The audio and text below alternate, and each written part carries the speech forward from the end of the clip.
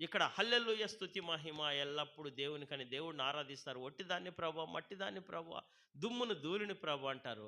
ఇంటికి పోయిన తర్వాత ఒక పెట్టెట్టు ఓపెన్ చేసి రిమోట్ ఎట్టు నొక్కి నోట్లోకి ఈగలు పోతుంటే కూడా ఆ సీరియల్ చూస్తూనే ఉంటారు. ఆ దొంగముండ చూడు ఎడ చేస్తారు, అది చూడు ఎడ చేసింది, ఇది చావలేదే అని మళ్ళా అంటుంటారు. లేడీసే విలన్లు, లేడీసే హీరోలు. సీరియళ్ళ ముందు కూర్చుంటారు. ఈడ కూర తాలింపు పెట్టుంటారు. ఇది మాడిపోయినా పట్టించుకోరు.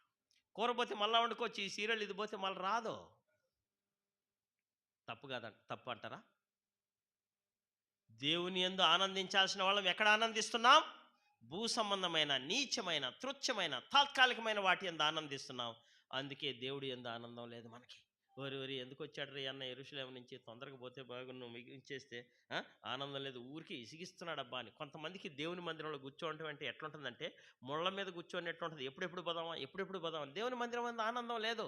ఇంకొకటి ఎక్కడో ఉంటుంది బయట ఆనందం. బయట